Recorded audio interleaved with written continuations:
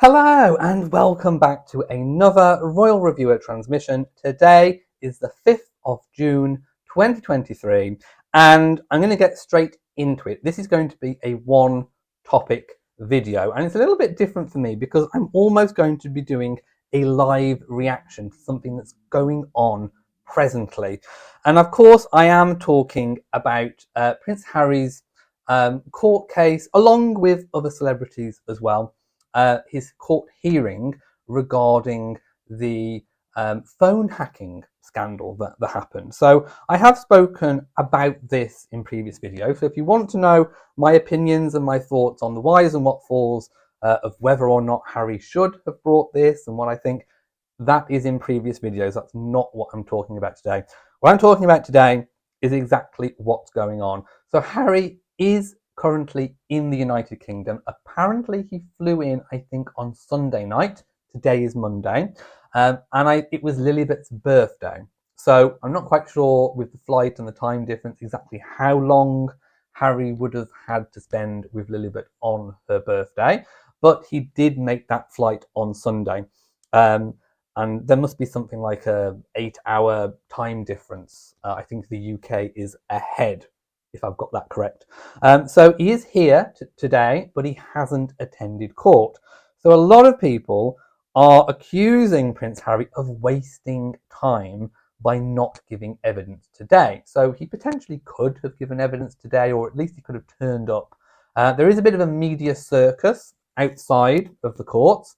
I think the media were either expecting him to come, or maybe they were thinking that he might be trying to give them the runaround by sort of, alluding to not coming and then sort of coming anyway and trying to avoid the paps. But then again, he's been quite happy to be papped and photographed and videoed leaving and going to court on this particular issue. So I am going to do a very, very quick recap on what the case is all about. Like I said, I am live reacting, so I've got live news updates in front of me. So Prince Harry and 3 other people, celebrities, are taking a newspaper publisher to court, MGM, alleging information about them was illegally gathered to generate stories. And of course, previously, other celebrities and well-known people have settled, including Harry's brother, Prince William, privately, but Harry revealed that, of course. They believe journalists from the Daily Mirror, Sunday Mirror, and The People exploited a security gap to access their voicemails and hear messages left by friends and family. The Mirror Group newspapers, MGN, not MGM, has previously admitted phone hacking took place, but says it didn't in these particular cases.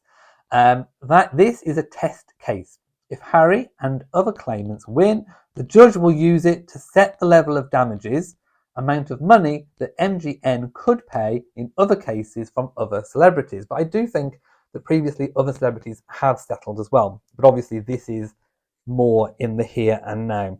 So at 13:20, 20 past 1 in the UK, what has been happening so far? So this is classed as a key day in the trial. And lawyers for MGN have accused Prince Harry of wasting time. So let me know, do you think Harry is wasting their time by not turning up today? In the case, by not being present today.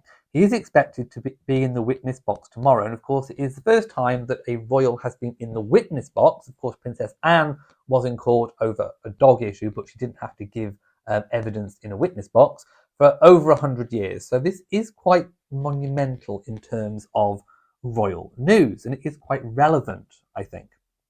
So MGN's lawyers had asked for Prince Harry to be available today to give evidence, but the BBC was told on Friday by his legal team he would not be.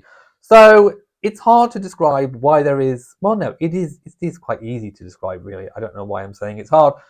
The press must have thought that he was coming anyway, or that he might make a last-minute show, but he hasn't.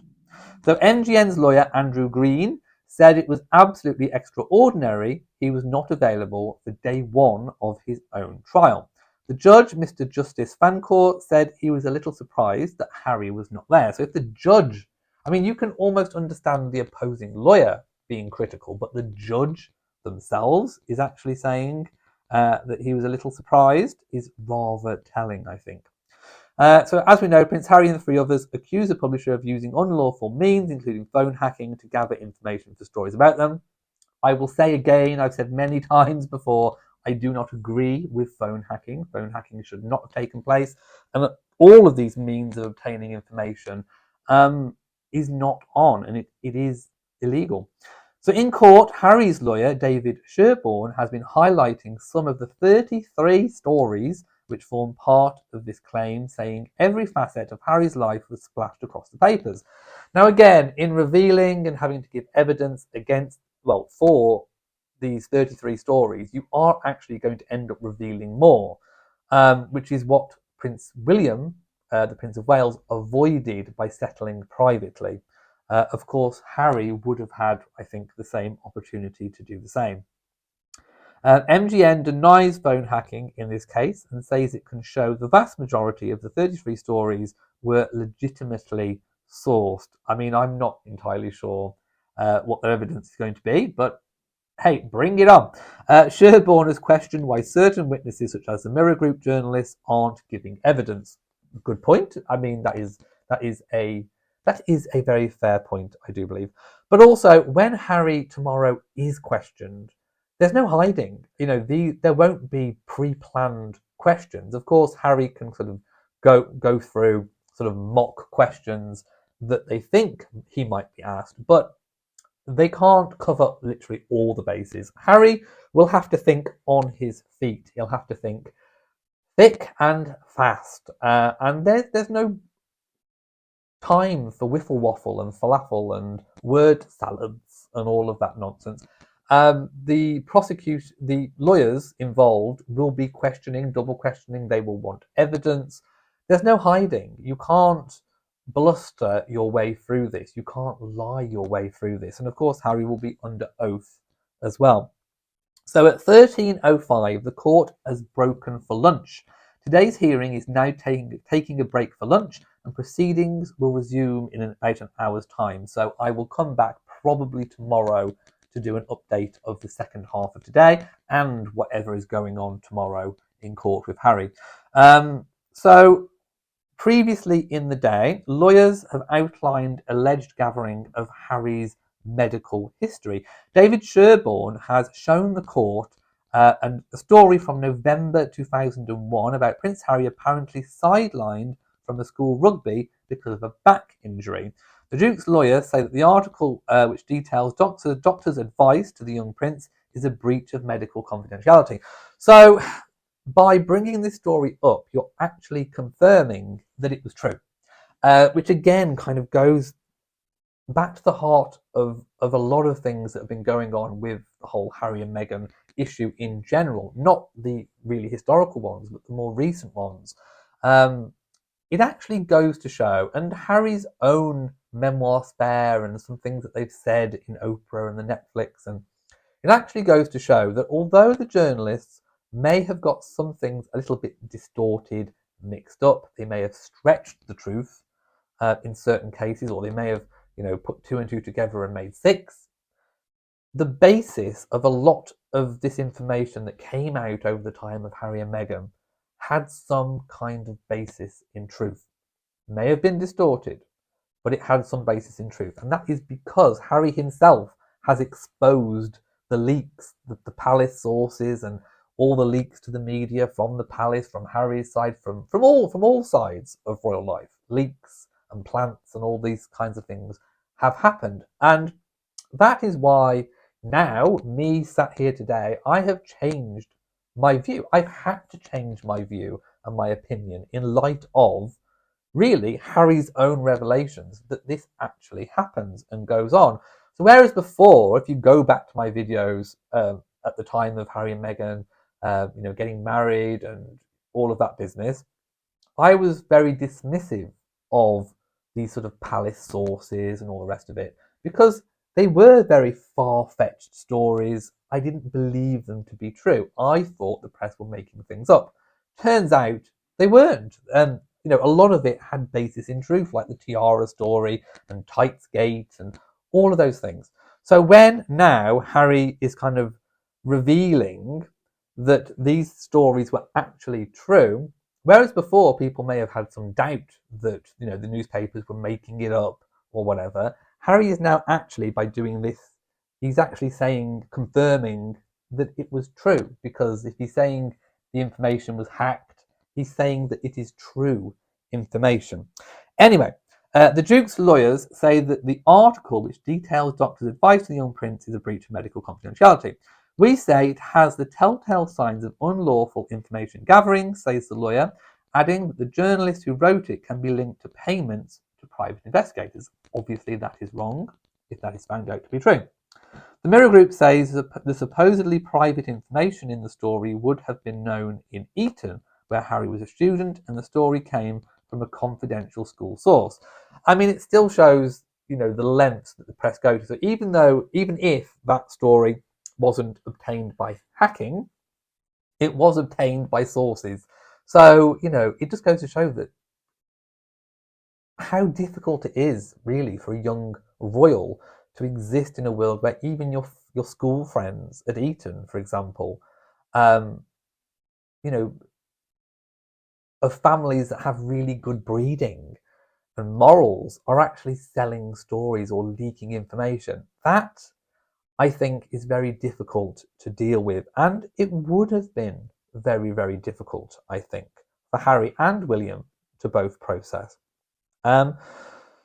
So nothing in Harry's life was out of bounds. David Sherborne is continuing with his opening statement and tells the court how Prince Harry was subjected to unlawful information gathering activity right from when he was a young boy at school. There was no time or area in his life when he was safe from this activity, and that is a quote. Another quote, the one place where he might escape some of the pressures of that is to make relationships and friendships away from the cameras. Nothing was sacrosanct or out of bounds. And we know that, you know, some of Harry's previous relationships and William's have sort of failed because of that scrutiny. So dating from 1996, a story that did two things. It said that the late Princess Diana spent only a short time with her son on his 12th birthday. Secondly, further down, it detailed the young prince's apparent concerns for the health of one of his father's trusted gardeners. It should be noted that the Camilla article on the left is not part of this case, so they are sharing kind of, there are receipts, there are actual articles that they are referring to, so I will obviously try and show these in this video.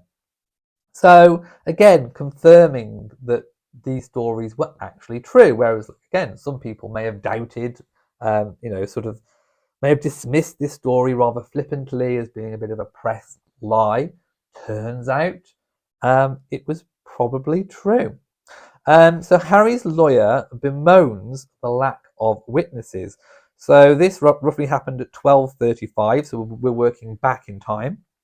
Prince Harry's lawyer, David Sherborne, is talking to the court about how MGN has failed to call certain witnesses, such as journalists, to give evidence.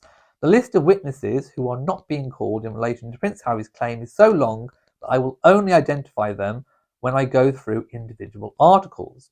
He adds the same journalists who use these methods are not only still employed, but they have reached positions of seniority. So obviously showing some degree of Harry's beef, not only that these journalists have not been brought to account or sort of been questioned in their activities and doings, but that they have been rewarded for it and they are now advanced in their careers. And that must obviously really rankle with Harry. So a degree of, I think, trying to get your own back that I'm sensing is coming from Harry. The court has around 20 seats for reporters and around 20 for the public, so it is a publicly viewable case. Since the confirmation that Prince Harry will not be here today, nearly half of the public section has emptied. So obviously people want a bit of a show, don't they? People want to come and see Harry give evidence under oath. And they want to see that and witness it with their own eyes. As I said before, the hearing resumed, and Mr. Justice Fancourt said he was a little surprised that Harry wouldn't be attending the court today, after his lawyers said he would be there tomorrow instead. The judge had asked that the first witness in each of the 4 test cases appear in court on the first day of their individual case.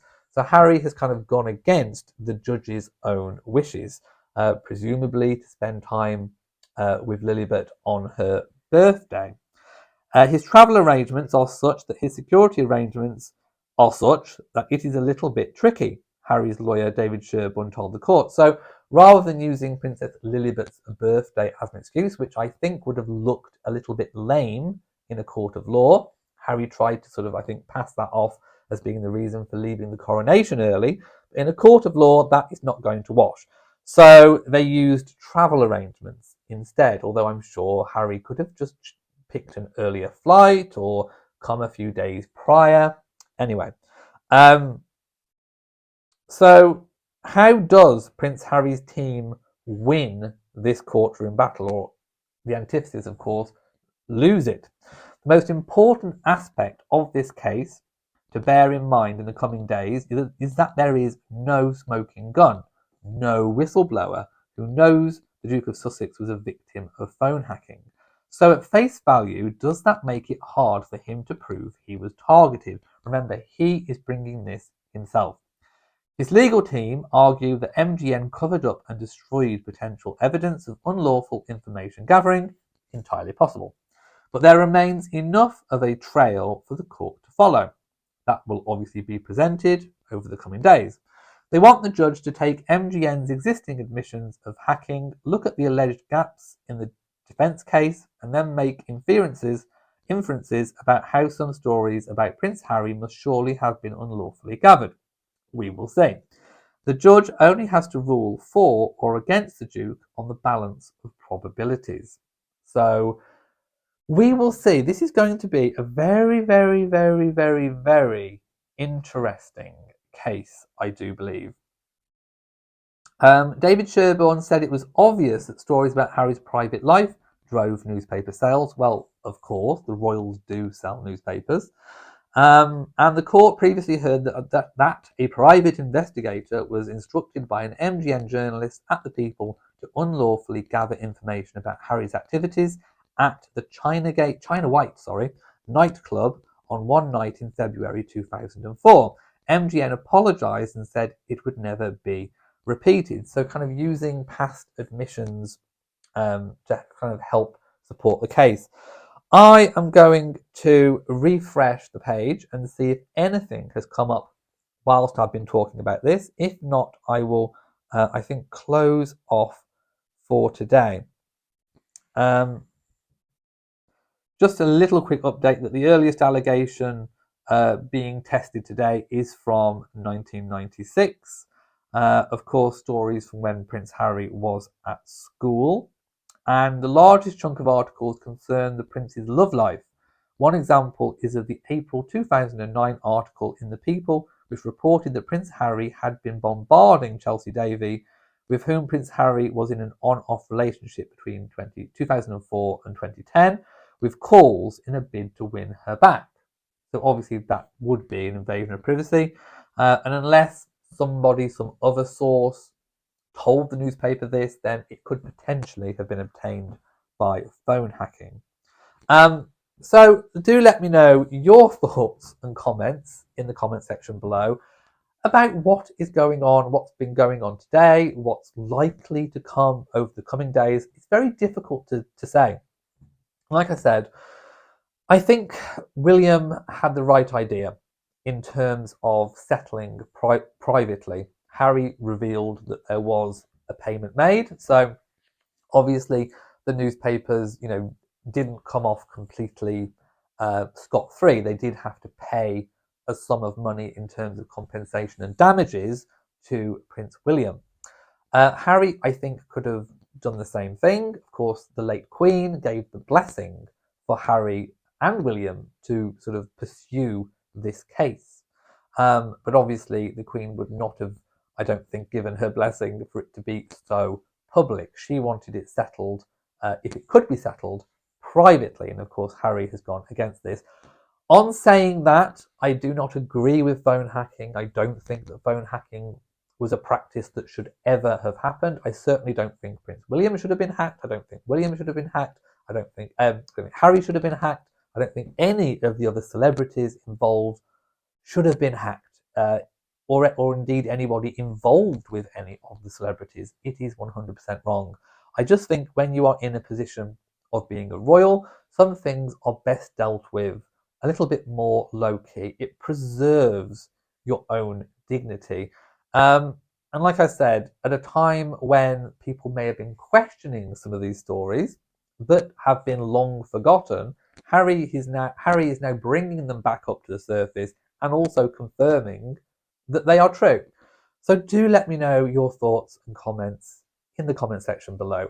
Thank you for watching this video. If you have enjoyed it, then please give it a big old thumbs up. Don't forget to share on social media, and of course do hit that bell so that you know whenever I upload a new video. So from me, to you all, and goodbye.